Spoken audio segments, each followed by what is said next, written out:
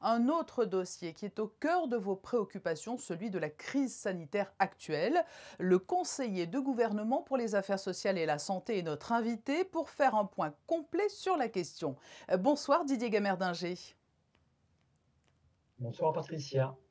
Évoquons tout d'abord le bilan sanitaire. L'épidémie est toujours contenue, même si les cas positifs sont quotidiens. Alors, il est exact de mentionner que le virus circule en principauté de Monaco, comme ailleurs, hein, en fait, comme en Italie et comme dans les régions françaises proches de nous.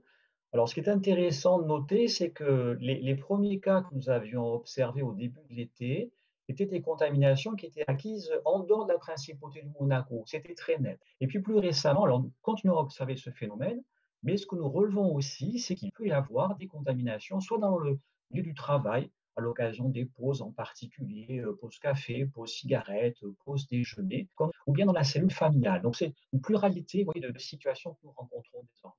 Oui, et le meilleur indicateur pour lutter contre l'épidémie, cela reste toujours le test. Après la vaste campagne de dépistage qui a permis de tester plus de 38 000 personnes, il faut rappeler qu'il est toujours possible de faire des tests sérologiques, aujourd'hui encore à Monaco. Oui, c'est le cas et en lien avec les professionnels de santé de Monaco, nous avons souhaité continuer à proposer ce test très simple, hein, c'est la petite goutte de sang au bout du doigt, à la population qui le désirait. Et depuis la mi-juillet, ces professionnels, alors les pharmaciens et quelques médecins également, ont pu tester pratiquement 2000 personnes supplémentaires. C'est vraiment remarquable et c'est le signe en fait d'une attente de la population à laquelle nous répondons ainsi positivement. C'est pour ce qui concerne les tests sérologiques. Pour les tests PCR, cette fois, qui permettent de savoir si l'on est positif, le champ est plus étendu pour y avoir recours.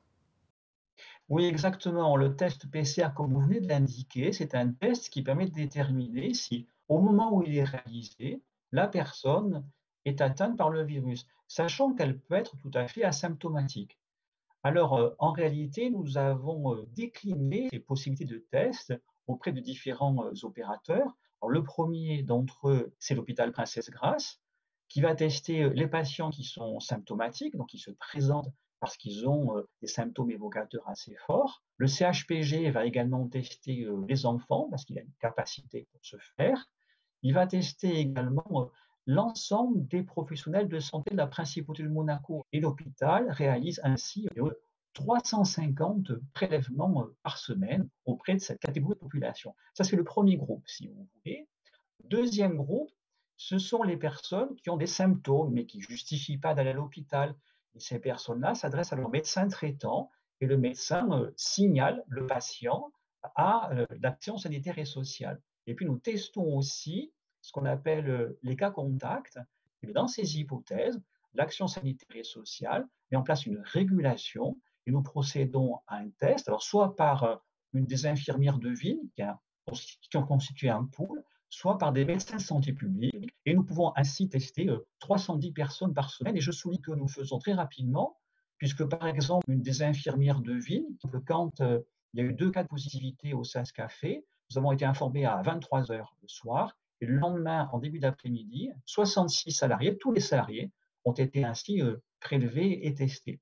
Et puis la dernière possibilité, c'est pour les personnes qui ne sont pas cas contact, qui n'ont pas de symptômes, qui veulent quand même se faire tester parce qu'elles ont un doute, elles veulent être rassurées. Et bien là, il est possible de s'adresser au laboratoire privé qui aujourd'hui déjà fait 50 tests par jour. Et puis j'ai téléphoné à sa responsable. Et à partir de lundi prochain, cette dernière va doubler ses capacités, c'est-à-dire près de 300 tests dans la semaine. Oui, parce qu'il est vrai qu'avec la rentrée, le retour des vacances, de plus en plus de personnes vont souhaiter effectuer le test, ce qui rend bien évidemment les choses plus difficiles, à Monaco comme ailleurs d'ailleurs.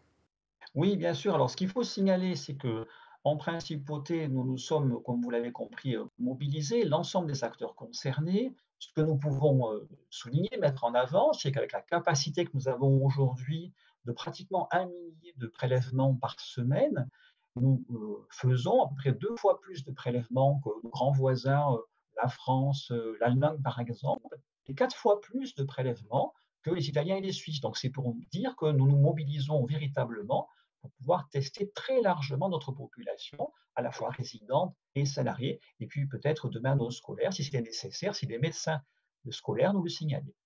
Didier Gamerdinger, les tests constituent un moyen important de lutter contre l'épidémie. Il y a aussi les gestes barrières, la rentrée est toute proche. Est-ce que la possibilité d'étendre l'obligation du port du masque a été envisagée? Je pense notamment en entreprise, par exemple. Alors ça fait l'objet de réflexions du groupe, Santé Sciences que j'anime et d'ailleurs je ferai des propositions en ce sens, très prochainement au gouvernement. Alors pour répondre plus directement à votre question, dans l'entreprise, oui, puisque comme je vous l'indiquais, nous avons observé que c'est notamment dans le milieu du travail qu'il peut y avoir des phénomènes de contamination.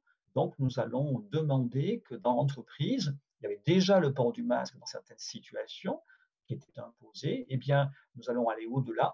Dernier point, Didier Gamerdinger, c'est l'une des préoccupations principales et actuelles des parents d'élèves. Quelles sont les modalités qui vont entourer la rentrée scolaire cette fois?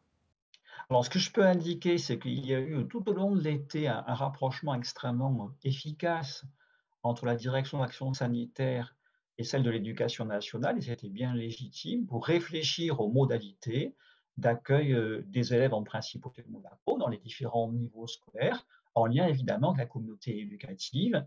Et nous restons sur des dispositions de bon sens qui avaient déjà été prises à la fin de l'année scolaire précédente et qui reposent sur le port du masque, évidemment, puisqu'on a vu que c'était une mesure extrêmement efficace, l'hygiène des mains, la distanciation, avec une attention particulière en ce qui concerne, par exemple, les vestiaires, les cours de gym, les cours de natation. Alors, tout ceci donc a été vu et Madame Bonal et Monsieur Célario prochainement auront l'occasion de préciser les modalités de mise en œuvre très pratiques à destination du corps enseignant et des enfants scolarisés. Et nous y reviendrons bien évidemment sur Monaco Info. Didier Gamerdinger, merci d'avoir répondu à toutes ces questions.